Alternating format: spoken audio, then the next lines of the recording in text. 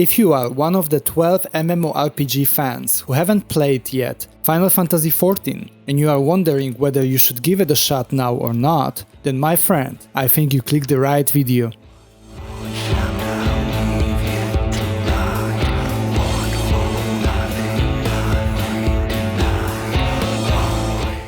This video will be split into 3 main chapters. First, I will share briefly my experience with the game. I will do it as briefly as possible, not to waste anyone's time. But I would like to ask you to bear with me on this part. Understanding video creators' history with a game helps you, as a viewer, to understand the angle they took while creating their content. In the second part of the video, we will discuss the important aspects of Final Fantasy XIV. This will be the factors which impacted my enjoyment of the game the most, and so I believe they may impact yours as well. And then, instead of giving the game a number like many other reviewers do, I will suggest types of players who will enjoy the game and those who will probably not. If that sounds like an interesting approach for content about video games, then hit that subscribe button. I will be posting videos in this format for various games. Alright, let's jump into it.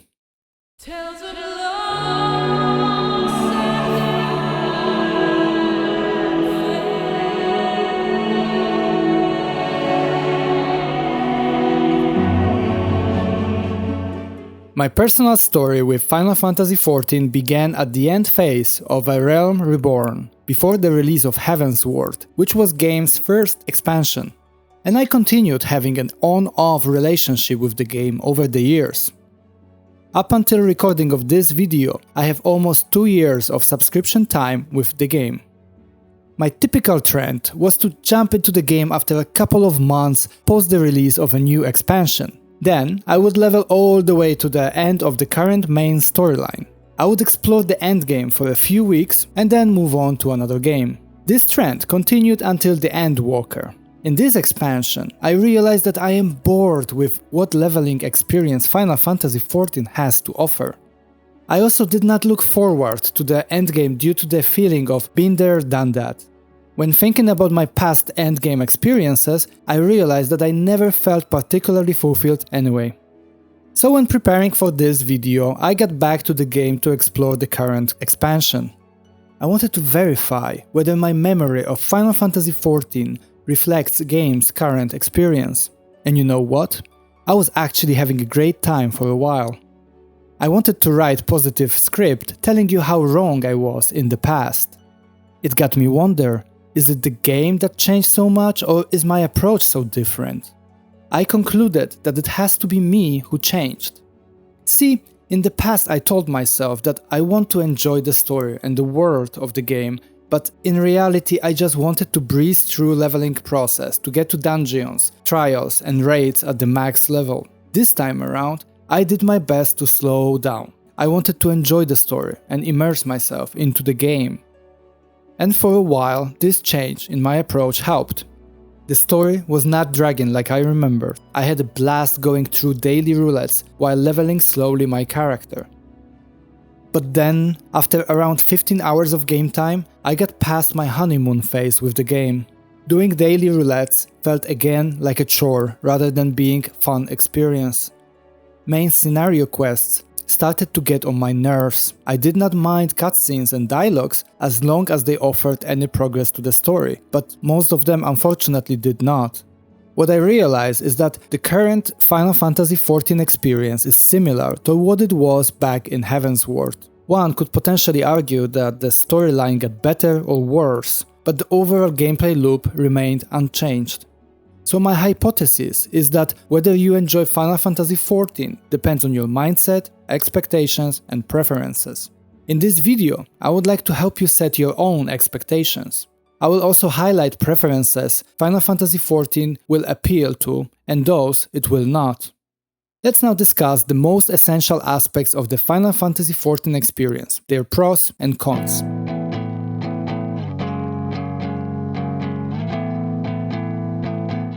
Instanced group content. I am not a huge fan of serious raiding due to the dedication it typically requires, but I love instanced group content in MMORPGs.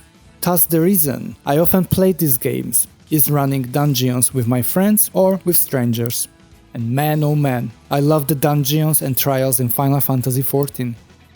Developers deliver in this department from both quality and quantity perspectives. So first, the quality. The game offers beautiful, diversified sceneries of its instanced content. Music and graphical quality are both top-notch. I mean, just look at the screen. Isn't that beautiful environment to immerse yourself in? The design of encounters with bosses is interesting and engaging. The main downside of instanced group content is their design. They are all very samey, corridors with packs of mobs that lead to a boss. You will usually pull 2 groups of monsters and then AoE them, then deal with the boss fight. Rinse and repeat 3 times in the dungeon and you're out. Now let's talk about the quantity. Final Fantasy XIV has quite a few instanced content types. Each type contains loads of individual instances. From the type perspective, we have the following content. We have main scenario duties, which are short solo player instances which advance the storyline. Dungeons, which are instance content designed for 4 players with packs of mobs in between boss fights. Trials, which are 8 players battles against bosses, usually with multiple stages of the fight. Trials are one of the most rewarding and epic feeling-inducing contents in MMORPGs. We also have raids, which are Final Fantasy XIV endgame content. And they split into Alliance raids, which are for 24 players, and normal raids for 8 players. Normal raids are also available in both versions, just like Trials, in casual difficulty and savage, hardcore versions of the raid. We also have guild heists, but those are just tutorial-like short instances to introduce players to mechanics, which will be encountered in dungeons later on. Now from the numbers perspective, just look at that. We have almost 80 dungeons, normal plus hard versions. We have also more than 70 trials available in the game, as well as 30 raids and some of them with multiple turns. There's so much content that at max level you may play daily roulettes without seeing certain content for months. The main story, narrative quality and questing. Here the conflicting feelings about Final Fantasy XIV begin for me. On one hand, important story moments are interesting. Hell, they are even epic at times. The main narrative is quite engaging too. Unfortunately, despite wanting to get into the main scenario, I was never able to do that. Every time I returned to the game with a new expansion, I told myself, hey dude, let's try to read quests and follow cutscenes. But the story is so freaking bloated. You could cut half, if not more, of the main story quests, and the game's appeal would only increase. In Final Fantasy XIV, you run errands for NPCs regardless of being level 24 or 72. See, I enjoy combat in Final Fantasy. When leveling in this game, I miss having a chance to actually battle monsters. For me, the worst offender was the second game expansion, Stormblood. It was just so fucking boring for me. I remember that once I basically fell asleep questing in front of my computer. I'm not exaggerating. This has never happened to me before in any other game. Right after that moment, I took another long break from the game for a good fucking year. And then comes the presentation side of the main scenario. These filler fetch quests don't really push the story significantly, and they are often not voice acted, sometimes even in cutscenes. I guess Elder Scrolls Online spoiled me in this department, but there are some standards in these games and Square Enix definitely is not lacking budget for this game.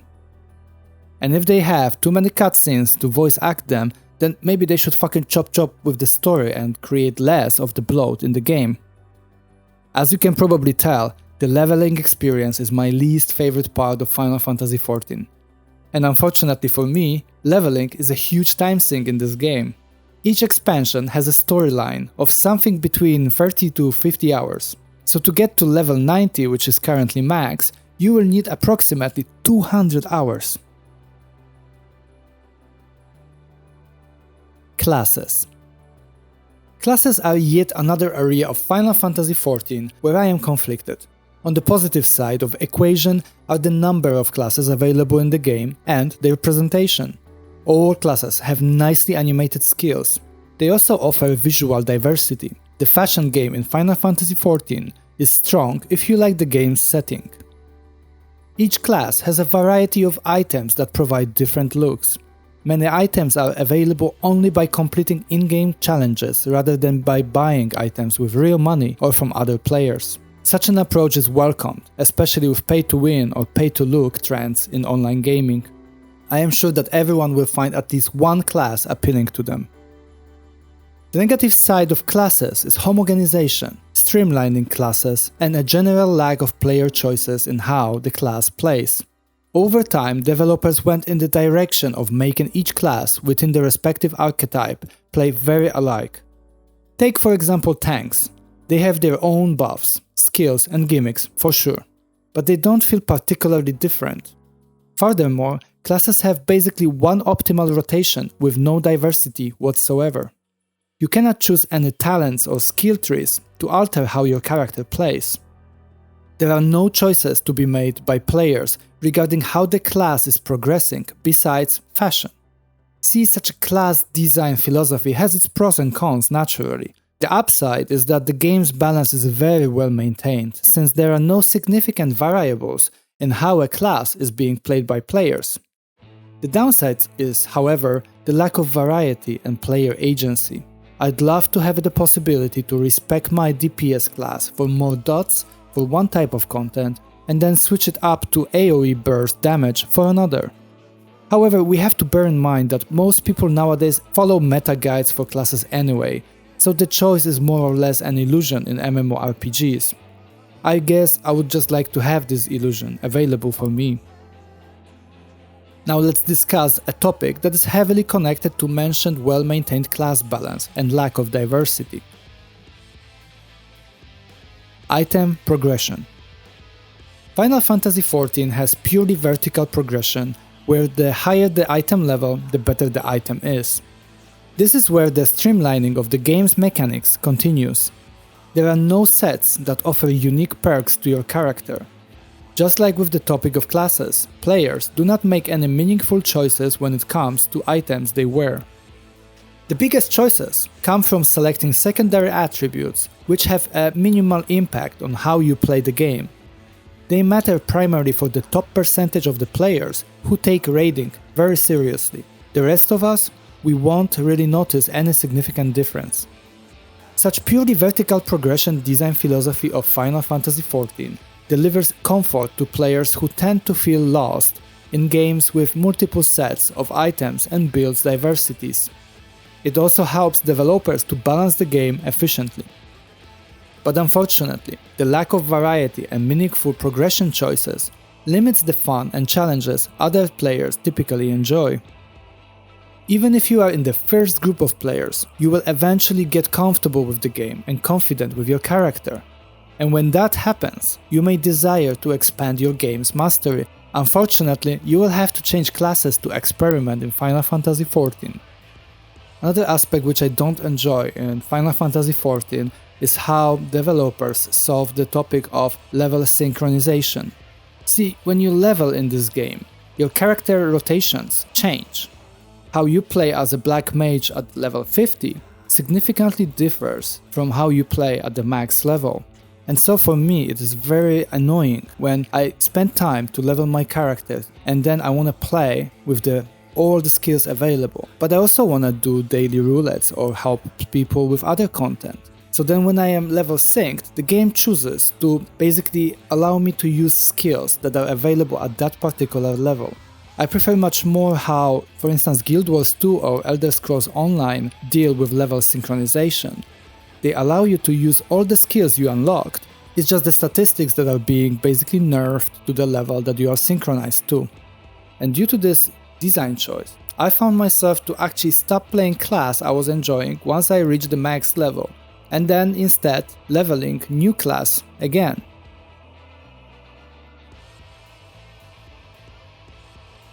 No FOMO designs. Final Fantasy's approach to retaining players is very unusual in today's MMORPG scene. Typically, games create systems that encourage players to return to the game as often as possible. We got used to daily login rewards, daily quests, limited time events, dungeon entry limits. If you have ever played MMOs, you know what I'm talking about. Final Fantasy XIV has daily roulettes and weekly loot limitations for the highest content, but these are significantly less impactful and aggressive than the market standards. Even if you miss some weekly clears, you will still be able to progress with your character comfortably. If I remember correctly, Yoshi P, the game's director, stated that for them as developers, it's okay when players hop on to Final Fantasy XIV with a new expansion release, get to endgame, enjoy it for a while, and then take a break until a new update comes out. This says a lot about their mindset, and I for one appreciate it greatly. Combat gameplay. One of the most common criticisms of Final Fantasy XIV has been the speed of combat and GCD, which is global cooldown. Players tend to say on the internet that the battle is slow and tedious. Past level 50, I have not found combat to be slow at all. If anything, it can get very hectic trying to maximize your damage output, or heal your party while adding some DPS to your group. It feels like people who find combat slow played only a few first levels in Final Fantasy XIV. Indeed, you have few skills and the cooldown looks pretty long. But you know what? The same can be said about most alternatives on the market. Most MMORPGs are dull at the start when you have yet to unlock your skills. Later on, the cooldown shortens a bit thanks to statistics lowering its duration. Plus, you get many skills that can be weaved in these downtimes. Just look at the gameplay that I'm showing you during this video and tell me if you feel like I am bored or falling asleep. What may put off some players later is the encounter design for raids and trials, especially the hard extreme versions of them. They tend to play like a choreographed dance scene of a group of players. Often, a failure to perform a predetermined mechanic and to move in a specific way by even one player will result in a wipe for the entire group.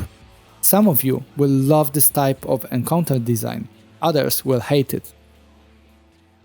These were the factors that I found the most important when it comes to Final Fantasy XIV enjoyment. So now I would like us to move to the last chapter of this video and discuss for whom this game is and for whom it is not. You will enjoy Final Fantasy XIV if you like party instance content, are a fan of JRPGs, don't mind time sync games, enjoy tap target gameplay that starts off slowly and adds complexity over time, are PvE player. The game is dedicated to both casual and more hardcore scenes.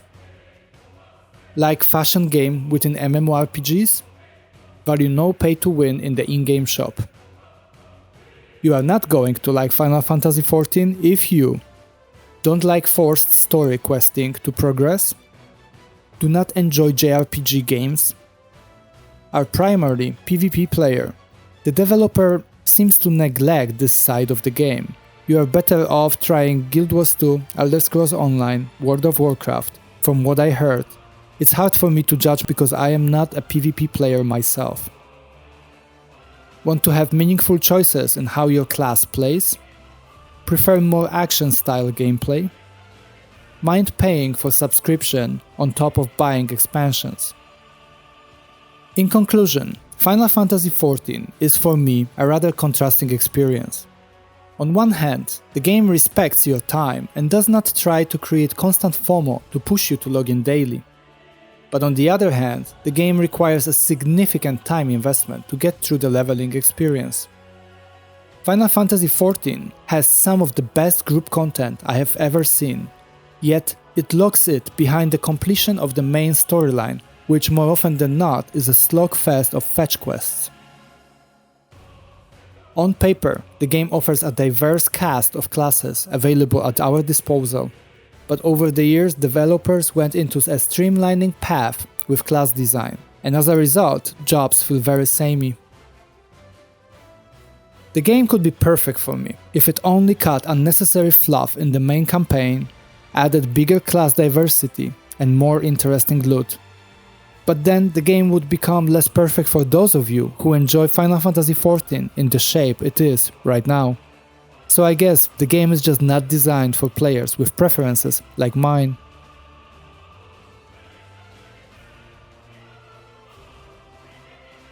What do you think about Final Fantasy XIV? Do you find my assessment of the game reflecting your own experiences? Or do our opinions differ greatly? If you'd like to see more content like that, then hit that subscribe button. I plan to release similar content for other games that I play. Thank you for your time and have a lovely day.